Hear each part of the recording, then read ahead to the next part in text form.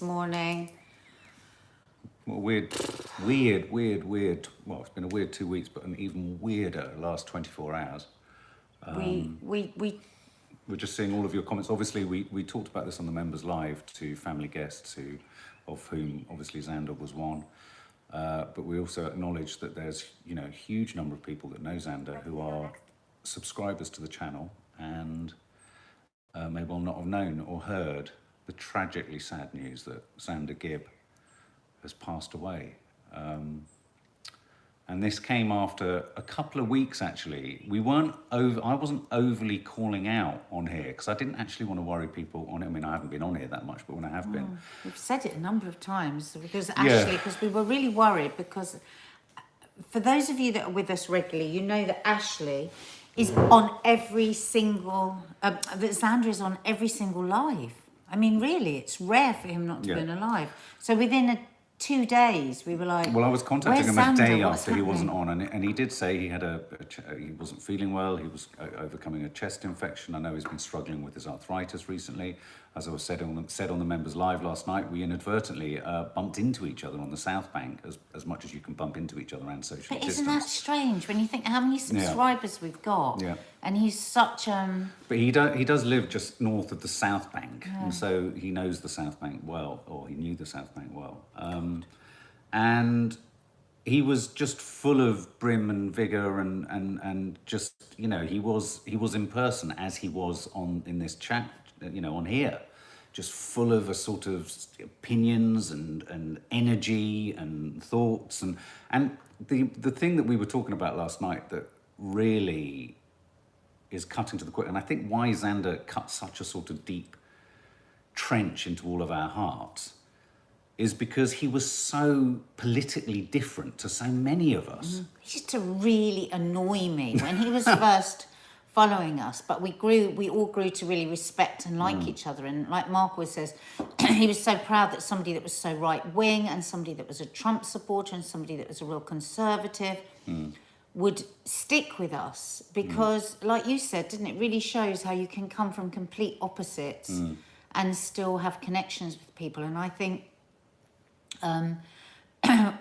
over time, he stopped being as angry as he was when he was first following us. Well, he said that to me. I mean, he was never angry in a trolley way. It wasn't that, but he was just so Oh no, he was right-wing. incredibly. He pushed back on trolls massively. I mean, he couldn't stand all of that. I mean, he wanted to argue about the idea, and he would alienate people. I mean, I think Lior, he could alienate and he could aggravate and he could annoy. And there was some very, very sort of I don't want to give the word sophisticated because that's too big a word to what trolls do, but there were some really low-level, underhand ways of trying to almost cordon him off as an extremist that needed to be blocked.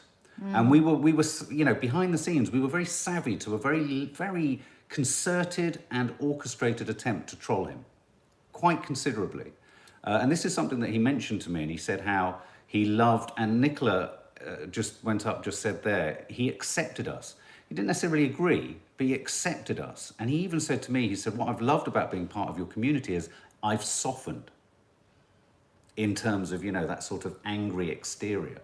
And it just shows, and again, without changing his political opinion, no one wanted to change his, and he was proof that you could disagree, but not have to. But I listened to him more, and sometimes I agreed with him. And we were talking about this last night in the members area. God, we were just so knocked for six yesterday. It was lovely Ashley that actually told us the news.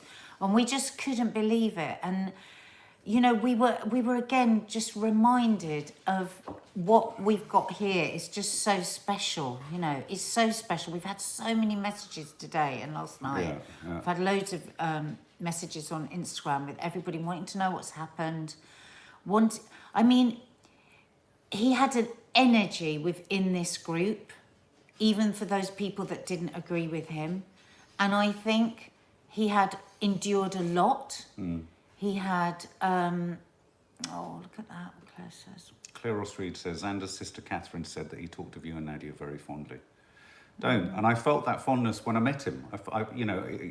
He came over, he was in a mobility chair and he came over. He just had an energy. I mean, I said earlier, or said somewhere else, if we all have such a sense of someone that we haven't really met, and I met very briefly through this medium, imagine what he was like as a, what a firebrand of a person he was, regardless of political opinion.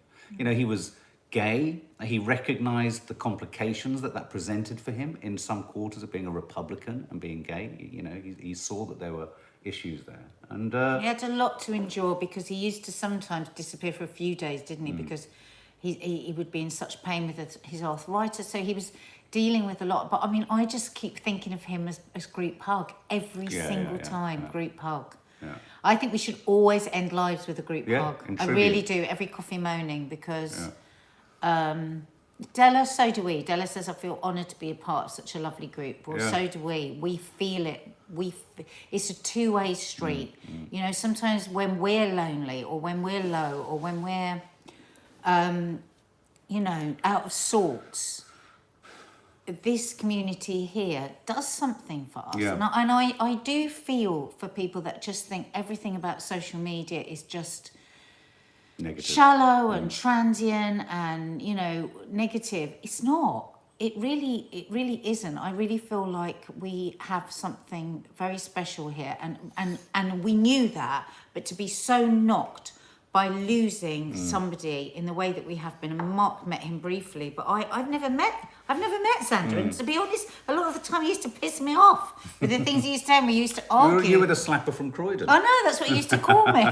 Nanny Di's left a message on the members' live last night. She's deeply, deeply saddened, and of course, because he always used to get her to swear. Well, didn't he? The last thing we said as we parted on the South Bank was, well, at some point in the future, maybe Wagamamas with Nanny Di. He said. I was like, oh my God, I can't bear it. And he adored Nanny Di. He just loved hearing her swear. And he only lost his brother a couple of months ago, out of the blue, a shock. His poor sister. And Lior said, as you say, Lior, we sorted it out, Mark, me and Xander. Absolutely, and I think that's a tribute that he was willing to talk. He acknowledged himself that he would lead with almost a sort of loud exhalation of fury and da-da-da-da, and he would invariably claw back down to the human element of it. I just want to say this as well, though, in terms of it's made me really reflect and think a lot, given Xander had a very dark sense of humour, as we all know. And he said to me, geez, Mark, because I hadn't been on social media for a while, he said, geez, if I was off social media for 2 days, everyone would think I'd died. I sent him a message. Well, we did fear that when we didn't see him. I sent him a message back saying, Xander, it's been over 3 days. Anyone operating your social media, please, and this was after several other messages I'd sent him, please contact us and let us know you're well. Because so many lovely things. Just going to go over to 4G because we're buffering. Just 1 second, guys. Hi, Lee. How are you, darling? Lee just said there that I remember you saying that, Lee. You know that Xander just made Lee's website for him, just like that, just out of the goodness of his heart. Yeah. Wow, yeah. I didn't know that, Lee. He was very like that. He sent my dad a couple of weeks ago, got this beautiful cashmere scarf, and we didn't know who it was from. And then he sent Nanny Di a Ring doorbell after she was broken into. Yeah. And then he messaged Mark the other day and said, "Oh, did Teddy like his scarf?" And he said, "Oh God, was that from you? We didn't even know who it was from." And his last message was, "I'm so thrilled." Oh, don't. I just find it just. But the thing, I just so wanted to say shocking. something, because I remember back in the earlier days when we were getting to grips with Xander's tone and what he was like and all that kind of stuff. There was a sense, and I want to really say this to many people we know who watch this channel and go and watch other channels, it's not just us, are very quiet and don't comment as much. And there are some people here who do comment, and sometimes we don't see your comments. And, and I don't want it to be felt like that because he shouted the loudest, he got the most attention. It's not like that. It really isn't. I mean, it is a fact that if you comment more and what have you, what intrigued us about him a bit was that he was so opposite to so many things that we were. And that's kind of how he stood out so much, in a sense.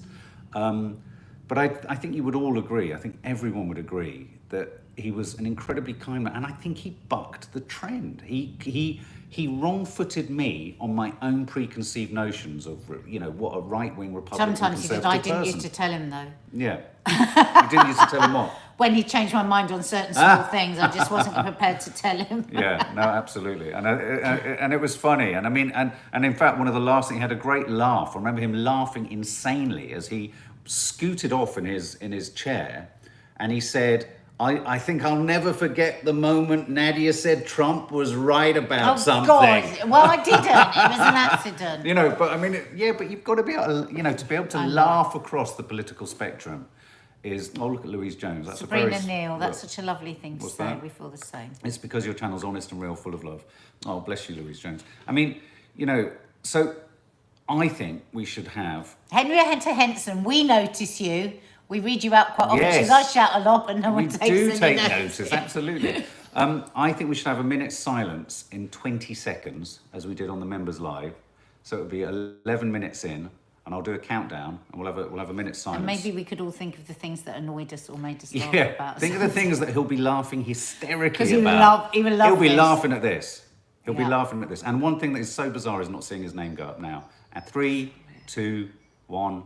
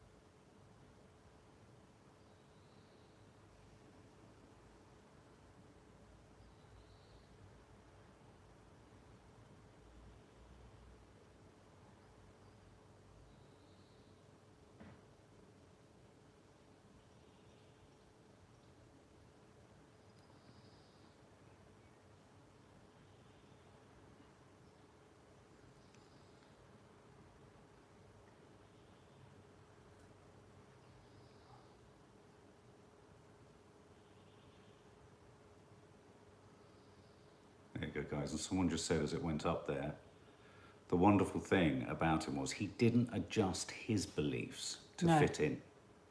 And that's really, really important. That's really important. I think we should do a massive group hug. Group hug.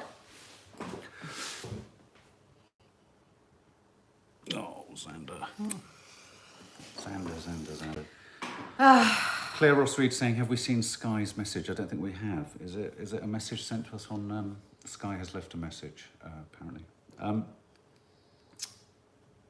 no, it's just... So we're dedicating the Sunday show to Xander today. So, right. So in true Xander Gibb fashion, let's start talking some shit. Something that particularly... can I just mention, I just wanted to have a quick chat about dyspraxia. The only reason being, it's just came up today as a trending story. And I just wanted to ask people, oh no, I haven't, sorry, it's Sky Elise's message on here. No, I haven't seen Sky Elise's. Sky, send it to us again. Send it again, yeah, there's an awful lot of lovely emojis all praying for Xander. Yeah, dyspraxia. We just wanted to have... Is that a strange thing to talk about? Well, no. I just thought, given that I've gone through what I've gone through this last week, and there's been this diagnosis of bipolar and ADD, and dyspraxia, I didn't realise sits sort of on this line of it's a neurological condition, and along the lines of ADHD and it's clumsy child syndrome, isn't it? But I didn't. That's what people always used to say to me because I was clumsy when I was a kid. Yeah, but I also didn't realise that it impacted on how you function in social situations to the point that you say sorry a lot. I say, you know how there are some people who say sorry. Oh God, my friend Hannah says sorry all the time. I banned her from saying it, so she's changed it now. If you're watching Hannah and she says, oh, "I feel really guilty," I say, "No, that's just a different way of you saying sorry." That's Kiki says sorry a lot, doesn't it? That's what I was thinking. Yeah, morning both. His niece told me that he had a blood clot on his lung. I'm finding out more. Oh God. Okay, thanks, Sky. Yeah, one thing Xander never said was sorry. Well, no, that's not true. He'd say sorry I think he did say sorry where he came to blows with people and didn't mean it horribly, but he wasn't apologetic for his beliefs. Are you? Yeah, I mean, my mum says sorry a lot. Doesn't she? I think that's probably one tiny thing in the great long No. list. But that's you're asking why I pulled it out. That for me was a really important symptom because I think saying sorry in a social situation when you've actually done nothing wrong is totally about a discomfort with being in a social situation. And I think it's almost one of the most socially acceptable ways of, what do you call it, masking an inability to function in a sense. And I don't know, I just think, again, there's a story, it was on Sky News about there not being enough understanding or awareness of dyspraxia and how much there is. Does anyone else feel they are dyspraxic? Read out some of the... So at school age, this is interesting. Little understanding of concepts such as in, on, in front of. I can think of somebody that really struggles with that. Difficulty walking up and down stairs, trip up the stairs and trip down the stairs. Poor at dressing, slow and hesitant in actions. Poor pencil grip. I know that teachers look out for that, a strange pencil grip. Falling over frequently, avoiding PE and games. Avoiding PE and games. Yeah. Unable to remember and or follow instructions, generally poorly organised. My God, this is absolutely a description of me. People used to say it to me when I was young, you're dyspraxic, you've got dyspraxia, but it was only that you're clumsy. Julianne says she finds it difficult to describe things. Yeah. My nephew has dyspraxia and ASD, he always tripping over, very disorientated. Lior says she has dyspraxia. People think you grow out of it, it's just clumsy, but it includes dyscalculia and sequencing actions. See, I just think getting to... I mean, I was so... What's the test for dyspraxia? Is it like the test for dyslexia? I don't know. If someone bumps into me when I'm out and about, I say sorry, even though when it's not my fault. That's what Kiki does. Yeah. She's Yeah, but sorry. I think, but also the sorry, the constant sorry is also a symptom of feeling you're clumsily doing Well, things. that's what I mean. It mustn't be. It can't be something to do with your brain. That must be the fact that you've grown up you've grown up through life thinking you're doing everything wrong, so you just learn to say sorry really quickly. Yeah. Just to get the sorry out of the way. I think it is intriguing. I mean, that's what drew me into very it. interesting. Yeah, is the whole apologising. But then it kind of... Not until her late 20s. You think of all these children that will be shouted at Yes. by parents or teachers, and actually they really, really can't help it. Yeah. It's That's a why neurological... school can be such the wrong place for some people. Oh my God. So people are just asking what exactly is dyspraxia. The description here is the lifelong neurological condition that affects coordination as well as how we organise ourselves, how we structure our sentences, our time management, and our speech patterns. Why does it happen? Is it just a genetic thing? I think neurological. Because I know that there was a lot of chat at one point about, there are these absolute stages you have to go through as a child, from the kneeling to the sitting to the crawling. And one of our girls, I won't say which one it was, didn't crawl. And she actually just pulled herself along on one leg, one foot. And I remember our homeopath saying, just retrace those steps, because she was about 4. She said, get her crawling, get like tunnels and get her crawling again, because that is a very important stage of development. Listen, and it can, and it's somehow, I think that's connected with dyspraxia. Does anyone know if that's the case? This is interesting.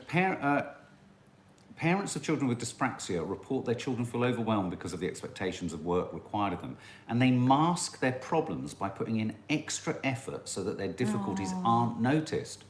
Now, that's interesting, because in my diagnosis of ADD, I've almost... We haven't told them that you got diagnosed with I just ADD. mentioned it earlier. Yeah. I'm sorry, I just mentioned it. I probably just threw it away because I assumed we mentioned it in the members' live. Sorry. Yeah, no, well, I was diagnosed with... It was a big surprise to us, because Mark was diagnosed with bipolar 2 and ADD last week, and we were really quite shocked by the ADD. We weren't that shocked about the bipolar 2, though it was difficult to realise that he's been misdiagnosed before, but the ADD was such a surprise, because I've got ADD. We always talk about me and my ADD. Never thought of you with ADD. Again, because we all diagnose attention from deficit disorder. We all diagnose from on YouTube and stuff, and not with doctors. That's why. It's like ADHD without the hyperactivity. The physical hyperactivity. And I think what I'm beginning to already understand about it is that it's like, because then I said to her, but I have such a sort of fastidious attention to detail. But that could be part of the masking process, that you throw yourself down sort of wormholes of extraordinary detail. But then you almost have to stay in it in order to kind of mask yourself from being distracted by 1,000,001 other ideas, 1,000,001 other plans, 1,000,001 other projects. Do you know what I mean? All that kind of stuff. And I think ADD is genetic, because my psychiatrist was definitely talking about bipolar 2 being genetic, and he was talking about the possibility of ADD likewise being genetic. Bipolar 1, it manifests itself more in those very extreme, you know, But that's not like genetic, weirdly, isn't it? Kanye, you know, Yeah. when Kanye. Potential when those hospitalisation yeah. of yourself and others. But bipolar 2 is more, you know, the highs and lows like throughout the day. But you wouldn't go on a high for days at a time. No, bipolar 2 is the one. Many people apparently, which is what happened to me in a sense, are diagnosed with clinical depression when in fact they're going through sequential bipolar disorders. And I think what's happened for me is my down on this last down was so far down, and potentially just, you know, just so horrendous that it's the thing that kind of, I mean, I think I'd be fair in saying you feel kind of relieved in a sense it got that bad to get to this point, to get a clearer diagnosis. So ADD can cause hyperfocus. Isn't that interesting? That would that makes sense. That makes sense. Nicola Marcella, you must feel a sense of relief. I mean, I feel a bit punch drunk. I feel strange. I don't actually feel any different in my head. One of the weirdest things about bipolar 2 that I didn't realise either was that apparently as a condition it sits on the epileptic spectrum, so they use similar drugs. I didn't realise that. But when I was complaining of what I think I'd been mentioning on some of our lives for a couple of weeks before I kind of came off the channel for a bit, these light sensations and this kind of disassociative feeling in the back. I've got it really badly today, again, that disassociative thing. When I explained that to my psychiatrist, he said that is because there's a sort of fizzing going on in the brain. I thought that's got quite a good image, like carbonated fizzing in the brain. And I guess that must be something, because it's a literal thing. It's not a sort of hormonal thing. It's a literal thing in the head. So you get that, Leo. Yeah, I mean, right now, I feel like I'm actually sat up there. And so it's just weird. It's really I weird. have gabapentin for my bipolar 2. Henrietta Henson has bipolar 2. Wow. Sorry, let me pull it up. Comorbidity. Bipolar is anxiety and ADD. Alcohol misuse is strongly present in bipolar.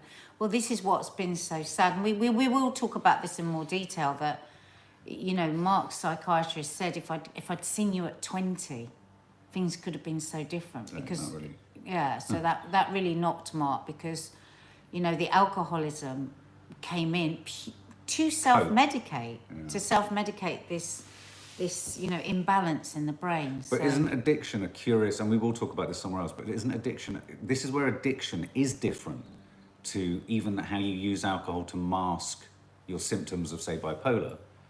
Because the addiction came, as soon as I walked out of my psychiatrist appointment, that cunning and baffling disease of alcoholism came in and said, I wonder if that means you could drink if you got treated for bipolar. But of course I can't, because what I've done through my systemic abuse of alcohol is I've made it an addictive and an allergic kind of thing to me. And so it doesn't work that. Isn't that curious how it's still there doing press-ups? Denise talks about that. You know, she was desperate to get help. Denise Welsh, you know, after her... She was always fine until she had her baby. She was absolutely fine. And then she got this terrible postnatal depression and couldn't get any help for it. Nobody understood about hormones. Nobody gave her any help. And that's when she started to self-medicate with alcohol. Now, of course, she's all settled. Now she's got her antidepressant and HRT and stuff. But she said, but that doesn't mean she can now pick up a drink, because that now is a part of her. That self-medication, you can go back to it. It's just so sad that, you know, you and her and millions of others weren't helped before that became the way to deal with it. Louise Jones, that must be really worrying. I've had some worrying news. They found one of two things on my brain. If it's one thing, I've got to see a brain surgeon. If not, go to see a neurologist. Oh, sweetie, sending you a big hug. There's so many, you know, so many people are in this. Your friend's going through this terrible sort of weight. It's the waiting, news. Isn't it? Yeah. Because often everything is absolutely fine, Louise. That's the thing. But I've got a friend going through this at the moment, and it's wait for a scan and wait for another scan. Oh, something might be shown on this scan. Can we wait another week until we have an MRI? And it's too much. Christine Bett, not for me. I could pick ADD for Mark, as my brother has it, my husband ADHD and son. Yeah, I mean, you know what? A number of you have... Pick ADD. Oh, what's really? Oh, what, you've seen that in him? Yeah. And I've had a number of comments from people believing that those two things were the case. And, you know, in the past, I was diagnosed for depression. I was also told I had bipolar episodes. But bipolar by its nature is episodic. So, you know, I suppose, but not officially in the way that I've been. Margaret Ann McCarthy. We love it when you recommend books and Mark, films. have you read guys, Dr. and- Gabe and Mate's work on addiction and ADHD? It's outstanding and fascinating. Outstanding and fascinating. I will go to Okay, it. anyone else want that? Dr. Gabor Mate. Mates, Gabor Mates. On addiction and ADHD. Thank you for thank that. you. Thank you. Because now it's like somebody commented a couple of days ago. Oh, now who was it? That when her son was diagnosed with autism, though it was a shock, it really enriched things for her. She then trained to become a homeopath, and I think with your isn't it interesting for your plans to train as a counsellor? And it will. You know, Mark, it's been hard these last few weeks, but for you it was such a knock, wasn't it, when you found out what you had, but.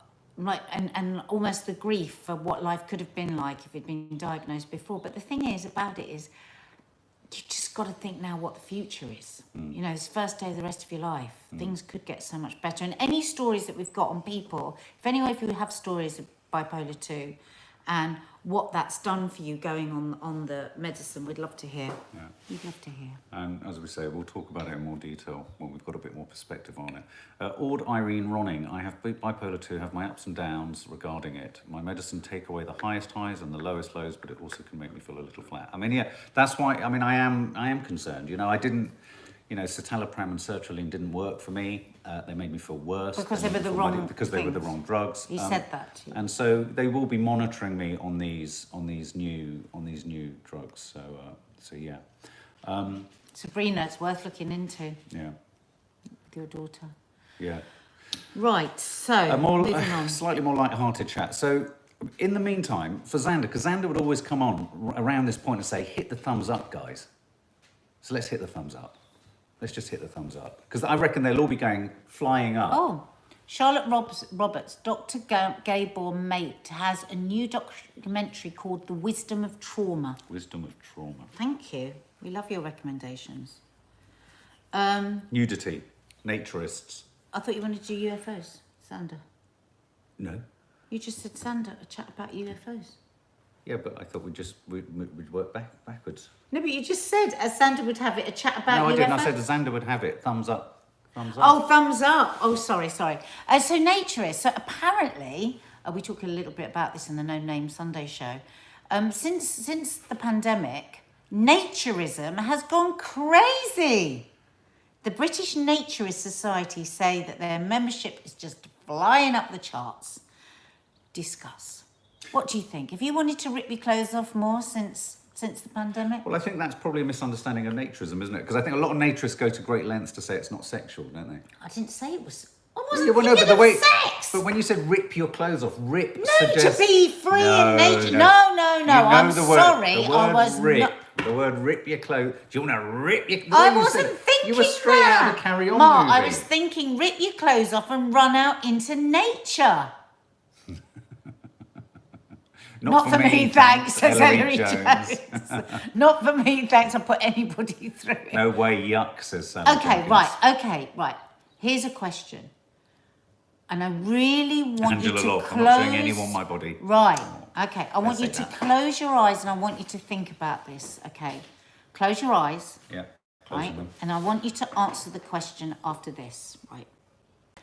So, you are in an enclosed, beautiful garden, I feel right? claustrophobic. Shush. Stop, Mark, don't, because I want to do this. Don't be silly, right?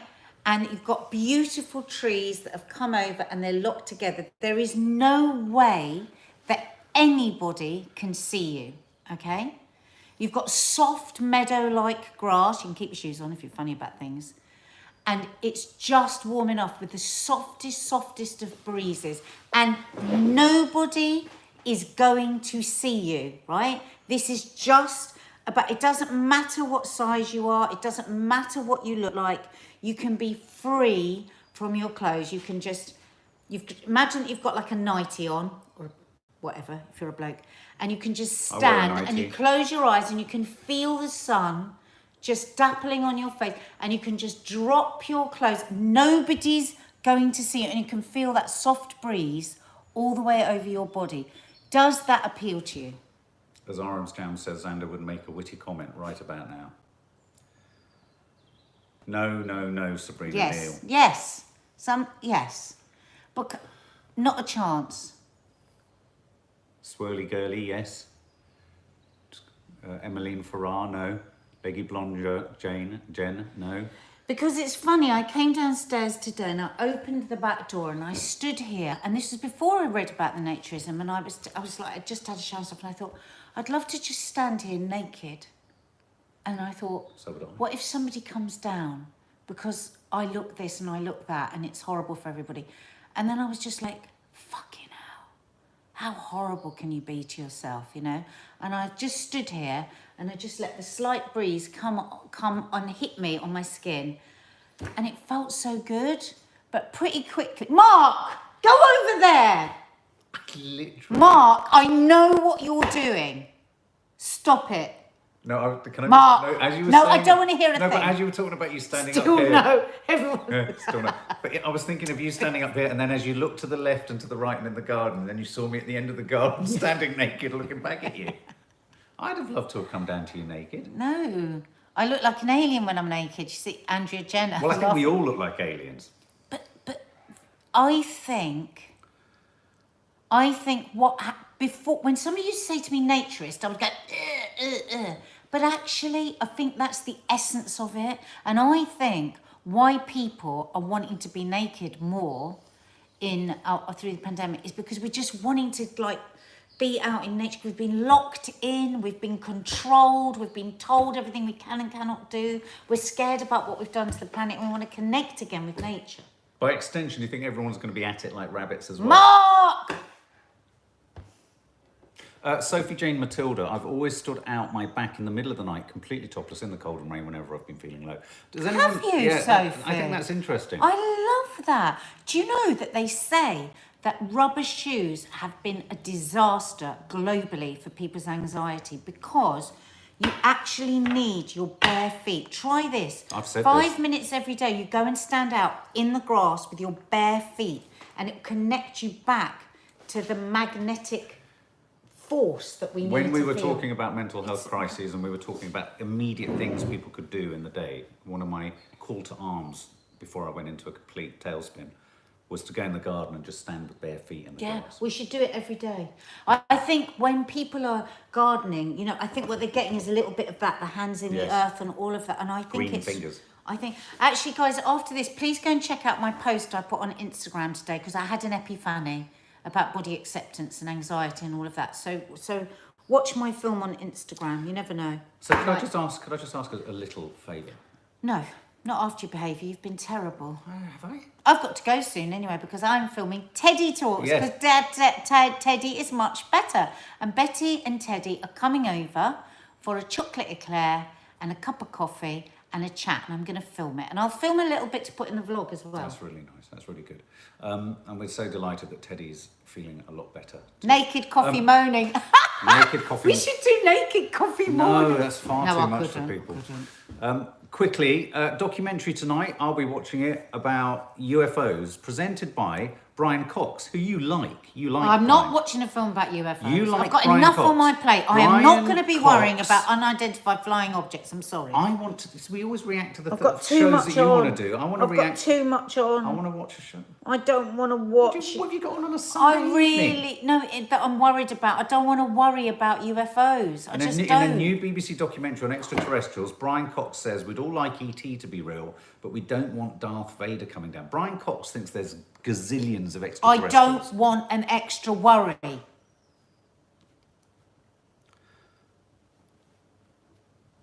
What if they came down? What if they came down with a probe? I'm sorry, darling, but I just don't want to watch UFOs with you.